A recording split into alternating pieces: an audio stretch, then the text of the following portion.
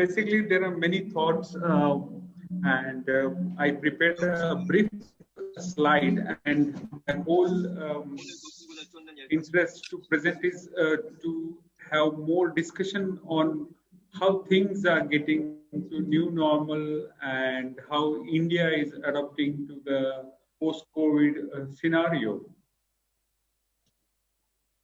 So what was the impact, basically, if you ask, the largest GDP contraction ever in Q1, which was in April, and that is a major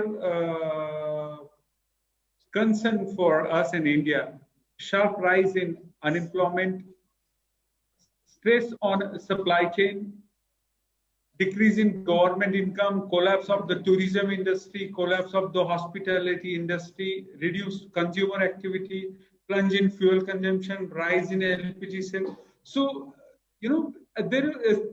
India had the similar impact the way we had it globally.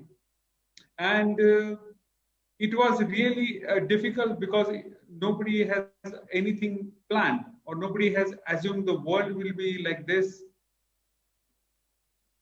So further from here, major companies in India such as Larsen & Toubro, Bharat Forge, Ultratech, Grasim Industry, Aditya Birla, BHEL, Tata Motors have temporarily suspended or significantly reduced the operations.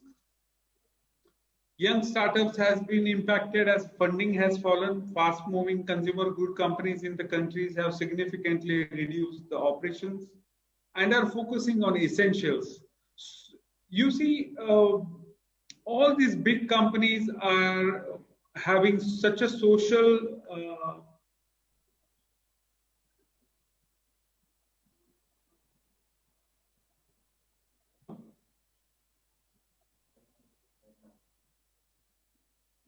Hello? Yeah, we can hear you. Yes, we can hear you.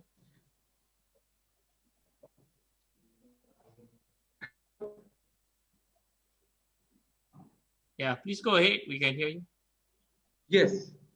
Okay. So mostly of these big companies are socially connected with the people, and these companies bring the better morality while they are in action. Okay. Can you hear me properly, Mr. Michael? Yes. Yes. Yeah. Okay. Loud and clear. Loud and clear. Right. So fast-moving consumer good companies in countries have significantly reduced the operation and focusing on essentials. Stock market in India posted their worst losses in history. So what impacted is more on the morality of the people, the way they used to do it before. So while rebooting, what is more important is the COVID crisis seemingly provides a sudden glimpse into the future world. Okay, so nothing we can take it for granted hereafter. Anything is possible anytime, and one in which digital has become a central to every interaction, forcing both organizations and individuals further up the adoption of curve almost overnight. So adoption and agility is the new frontiers, the new skills to adopt.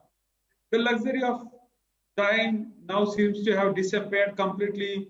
Business that once mapped digital strategy in 1 to 3 year phases must now scale their initiative in a matter of days or weeks. So what happens is that decision making has become super fast. Agility is a new word.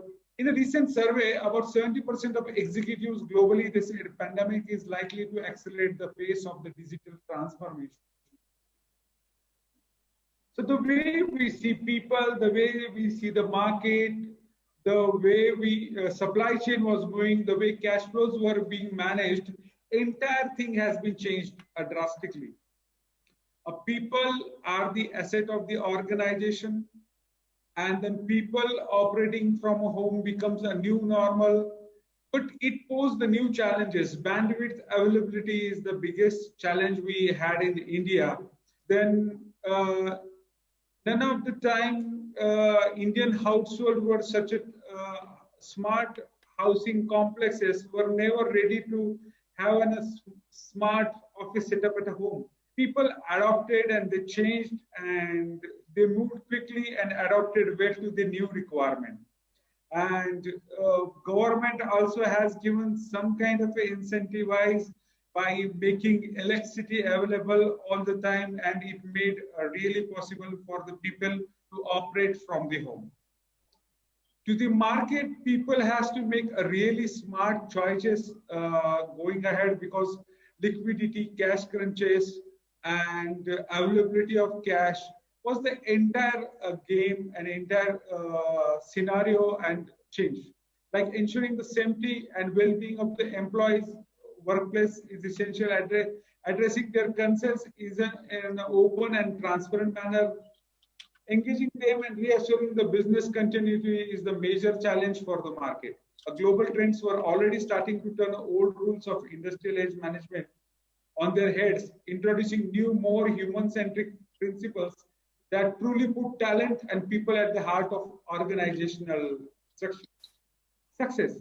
So entire game plan has been changed.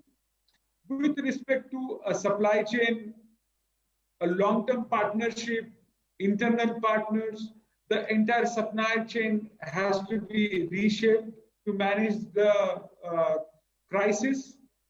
And we need to see the long-term perspective and short-term perspective.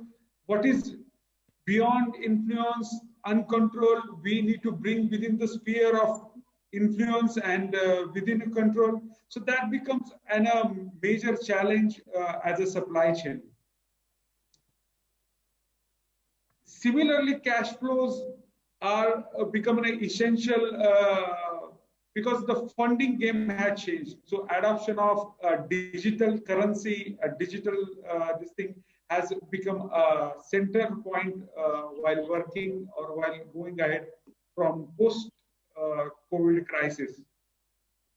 Major challenge what I feel is a mindset of the people, because people has to adapt so many things so quickly. People has to adopt working from home. People has to adopt operating without office support. People has to adopt not seeing the faces they used to see in the office, or not being so social, and they have to work introvertly. So there are this post-COVID scenario has more challenges and more positive aspects of it, because all of a sudden game plan had changed, the dimensions had changed, and we need to get more adaptable to growing needs of the work in a cluster, work in a small group. We need to learn more new skills, as our previous speaker emphasized, to adapt new COVID skills or a post-COVID skill. And at the end, I would like to say is that we should not take anything granted hereafter. And we need to develop that civic sense that we need to be ready for fast decision and agility. That's all from my end. Thank you, gentlemen. Thank you, Michael. Thank you. Thank you. Thank you so much. I think it's very enlightening from the perspective of technologies as well as a business expert. Thank you. Right. Thank you very much.